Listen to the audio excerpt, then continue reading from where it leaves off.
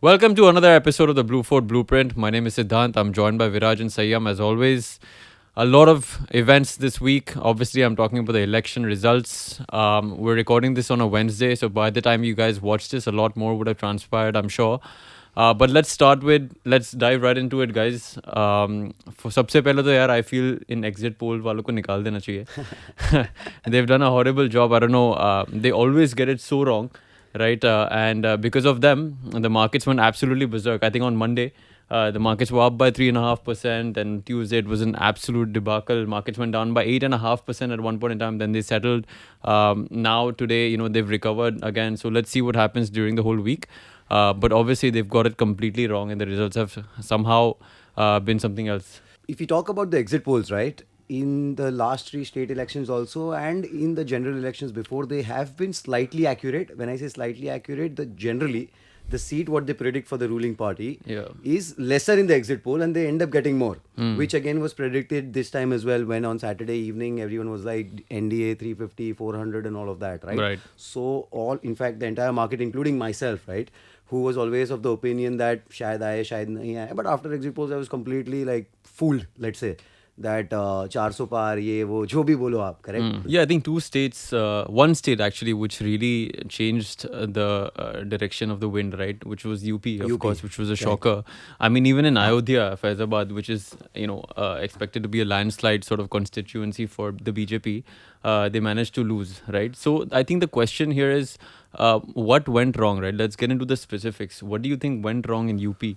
Look, to be very honest, right, this particular election, especially from a Blue Fort point of view and personally from just to understand how elections work, right, it's the first full-fledged election, I would say, that I have tracked properly.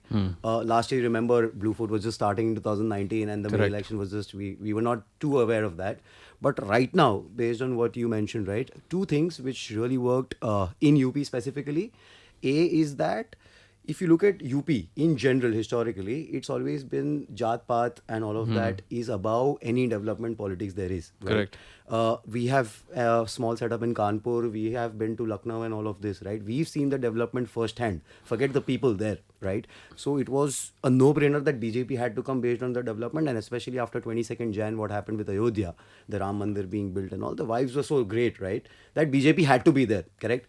But what smartly happened, right? Especially especially with Samajwadi Party and the Indie Alliance over there, correct? They played on that Jat Path card a little bit more. Where if you see, the Rahul Gandhi also mentioned that they will reservations will increase and they will help the communities out there. Yeah, the Okay. SC/ST And communities. Modi went hard on the Hindu-Muslim bit, right? Correct. This time, I personally felt, Yeah. when you analyze his speeches a little bit, he went absolutely hard on the divide between Hindu and Muslim. Do you think he went overboard? I do think, and Yeah. that's what the result says, right? It's definitely they went overboard with it. This much wasn't required, honestly. We all know that BJP is a right wing; they prefer certain agendas, but this was way too much, and I think that was one of the reasons.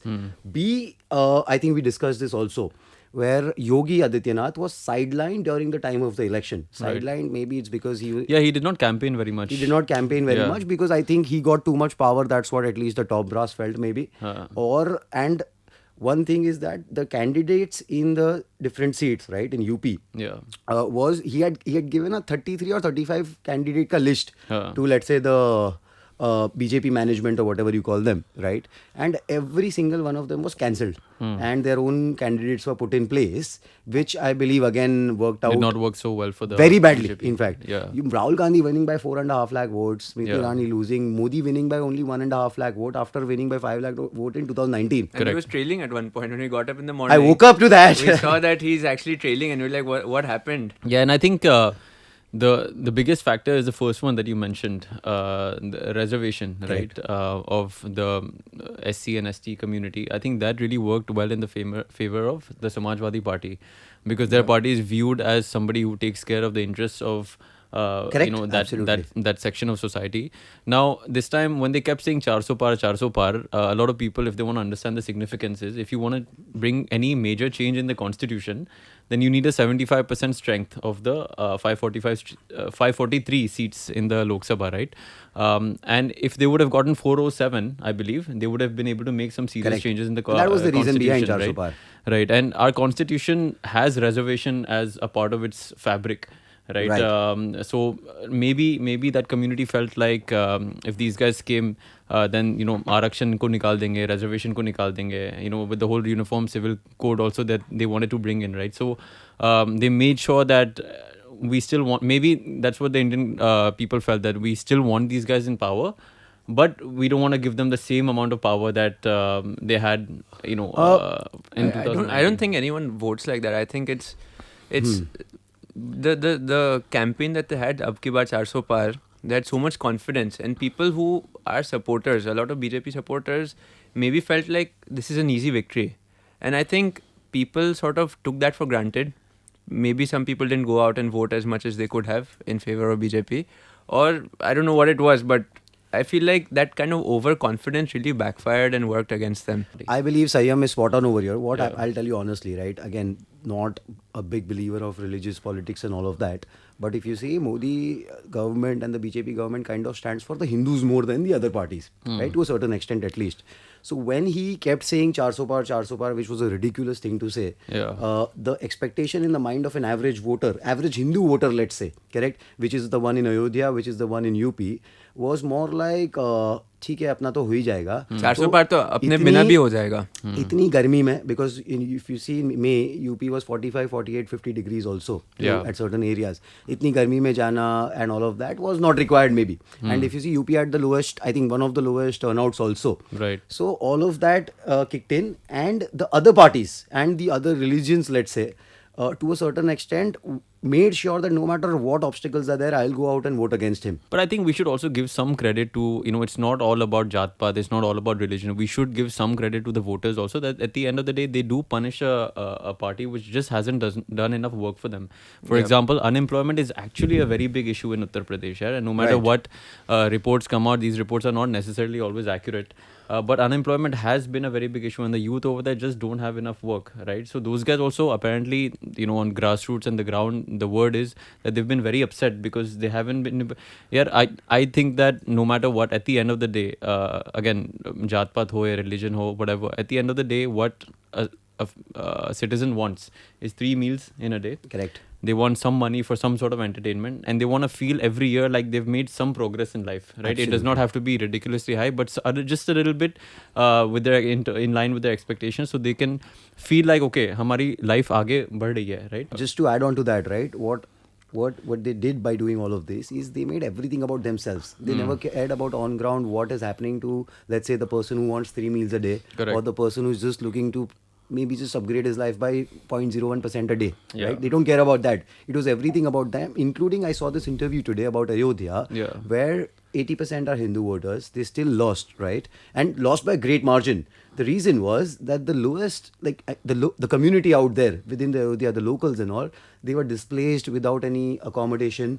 Their houses were broken down. They were deliberately, they didn't want to do anything. They were still asked to leave to make way for hotels and development and all of that, right? So development without taking care of the core part of India, that's the grassroots level, correct? I think that backfired massively. I think the BJP does care about development a lot. I think they've done a They lot have- for they have India's done a lot, development, and they do care about the common man a lot. Their advertising was wrong. So I'm not saying what I'm saying is that it's not that they don't care about development of India, but they actually do. But they didn't advertise it for some reason. They advertised the Ram Mandir. They advertised Modi, and he was meditating or whatever the hell it is. Why not advertise all the brilliant policies that you've done in the past 10 years? And they've done some amazing work. I think they just got the election strategy Very wrong. Not very wrong. End of the day, they did still win. But not the best that they could have. Another point, goes back to what you were saying. In general, I think no matter how right a party goes, there is bound to be a natural anti-incumbency sentiment that creeps in over time, right? And you have to keep in mind, this is the third term that they were going for. Unprecedented, right? So it's unprecedented, and that's for a reason. It's not very easy to Yeah. win the third term. If you think about it, the common man always has an issue with the government. Sarkar ye kar rahi hai, wo kar rahi hai, taxes bhar rahe hai, and all of that. So whoever the government is in power, over time people become naturally a bit and more negative towards it. So I think this is kind of to be expected as well. Yeah, and they should know that the other parties, they use certain like kept speaking about the caste census, Right. which I think really sort of appeals to certain communities. Correct. So maybe they could have also been like, okay, we can also conduct a caste census or something like that, right? Right. They can get things a little more right. Why be so sort of stringent? As long as you're in power. And honestly, we're talking about the BJP and the Modi government right now. Credit where it's due. Of course, we may or may not be fans of India Alliance and Congress in general, but Rahul Gandhi has done a phenomenal job as a PR work for himself, as a person, right? He's lost 90% of the elections and the seats which he's been a part of till date, right? Still winning from 2 seats, doing that yatra a couple of times throughout India, Bharat Jodo Yatra and the one in the Northeast later, right, is phenomenal. They held on to that Manipur issue for so long, which is very good. People would have given up otherwise, right? So credit where it's due. They've done a good job. He's reinvented himself somehow. He has so many elections left. Future, maybe we don't know. We might have a prime minister named Rahul Gandhi. Maybe 20 years, 30 years down the line. We don't know that. But I think you went a bit overboard no, there. the point is that he's done a good job for himself, coming from what nothing to 230 seats as an I don't know, alliance. man. is I don't know. not bad. I can't believe that shit works. Honestly, if you just pull The out yatra. a CV, yeah, man. Like, what is he doing? He's going to random families' houses, eating lunch and dinner over there, and He's somehow trying to that portray appeals. himself to be like a that- common man. He's to not be the the same common but man. when you Yeah, look at let's, it- let's come on. That's what When you you look think. at it from social media perspective, you think what the hell? I also thought, what the hell is he doing? He's just walking around doing nothing. I know. That's I what you understand guys it are For works. the saying, major but I major voters, for them it's like god level shit. Yeah, someone's coming of this stature, coming to my house and eating. My Yeah. vote is going to him no matter what. Exactly. You guys are thinking about this from the perspective of an urban person sitting in Bombay. Correct. A villager, Rahul Gandhi is coming to his village and talking to them, eating, drinking with them and all of that. That makes a difference. That leaves an impact.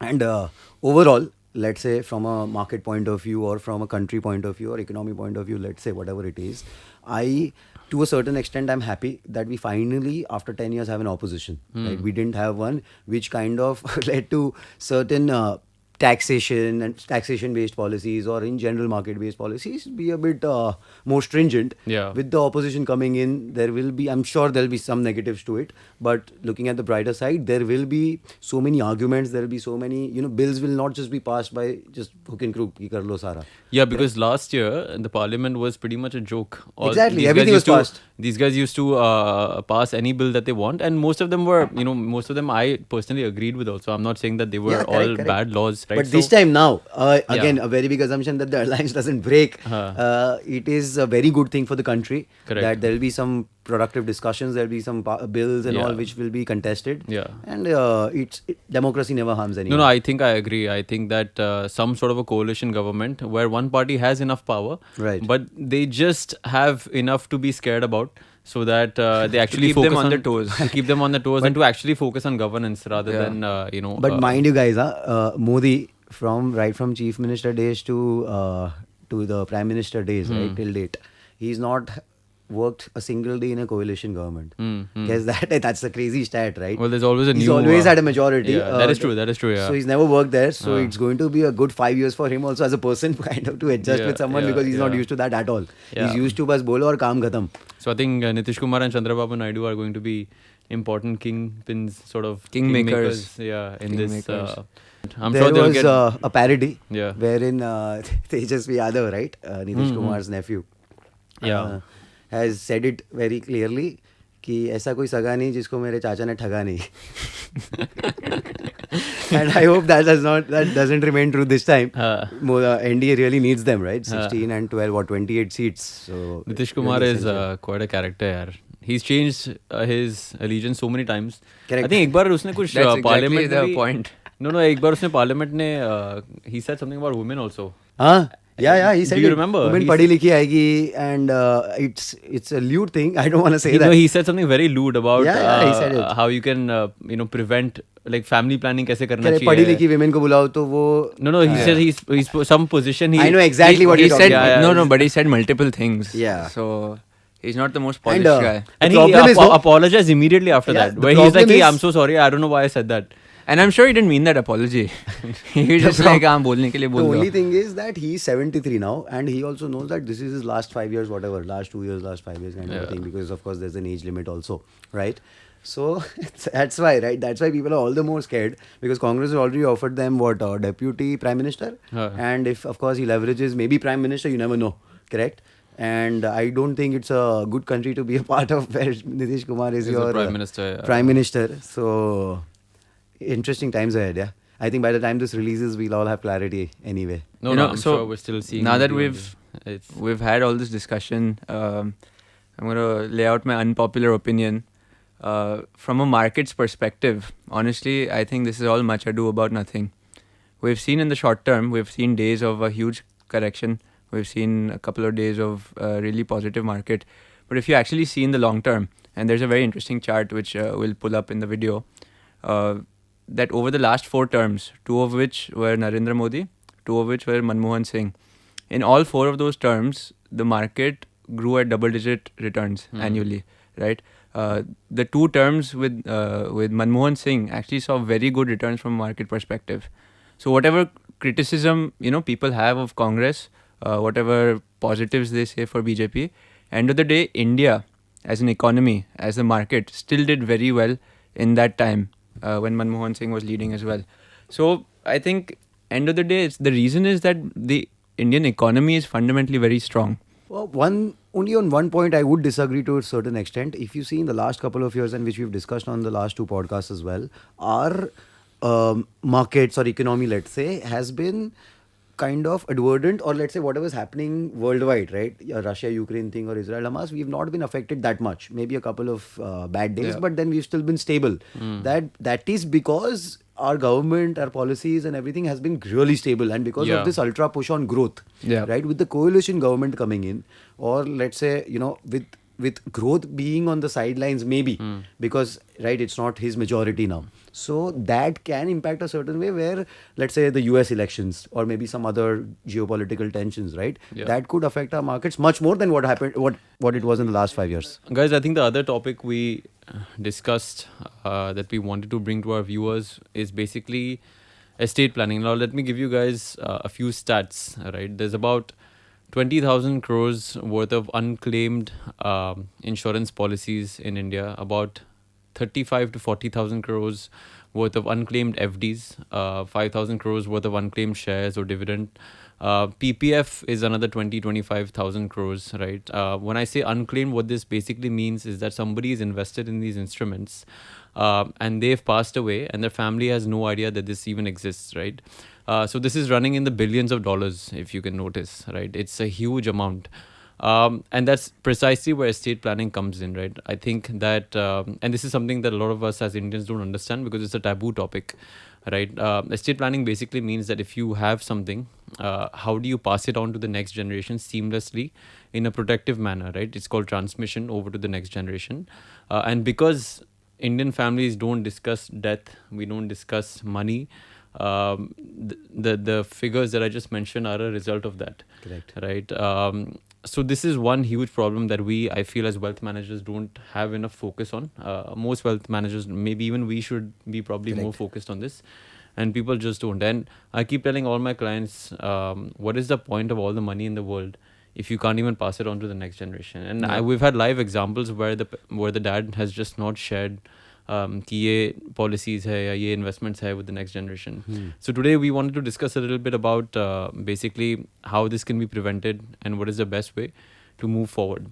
I think it's a very important thing to bring up because yes, we can also be doing more as wealth managers, but a lot of times when we bring it up with people, it's a very touchy topic and people don't necessarily deny it straight away, but they don't actually approach the topic. They're like, we'll look at it, they just keep delaying it. So the inertia also with this topic is very high, and that's something that we need to address. Naturally, the question logically is that, okay, what should we do? Where does estate planning start?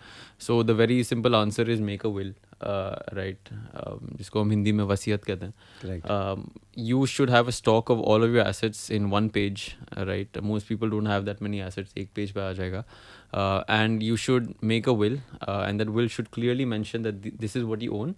and this is who I want to give it to post my death, right? It's really as simple as that. The will, actually, you can literally just do this at home. You can write it all up, sign it, have some witnesses, and that is also a will that is good enough technically as per law. You don't need to register it, because people often, the inertia comes from the fact that I need to get a lawyer, I need to go and register it and all that. But even just doing that is still a better option than not doing anything at all. Yeah. Of course, ideally you would want to register it just to, solidify things, but at least do the basic step, which you can literally just do right now. Pick up a paper and pen. So Yeah, I let's, think let's take it step by step now. The first step being collation of all the assets you have, your liquid assets, illiquid Correct. assets, कौन सी property है, घर है, जो भी हो, shares हो गए, mutual funds हो गए, just keep it on one piece of paper, maybe an Excel or whatever.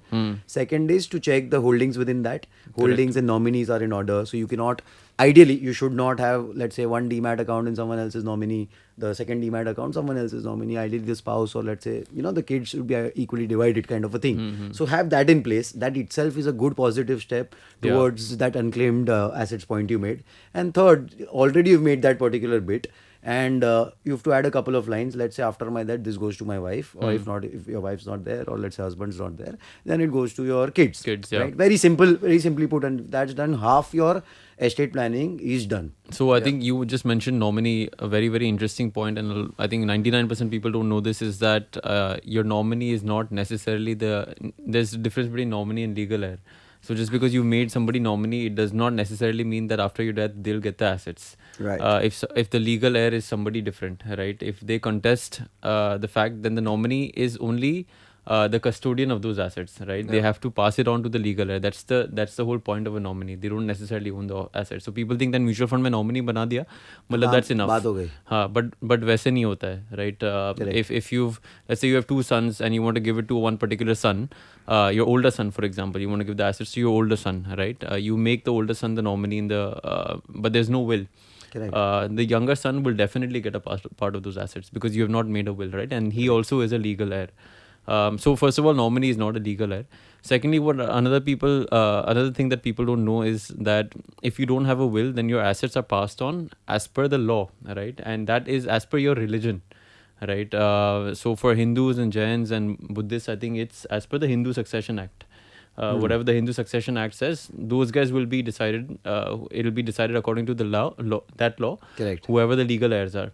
According to for Muslims, I think it's the Sharia law, right? And over there again, it's not necessarily the best for women, right? Correct. And for I think Christians and Parsis and Jews, it's the Indian Succession Act. Correct. So there's three very, very different laws which decide who the legal heir is, right? So जो आपको लग रहा है कि this is who is going to be passed on to, it may not necessarily happen after your death. Correct. I mean, the easiest way, sitting and reading the act is like practically impossible.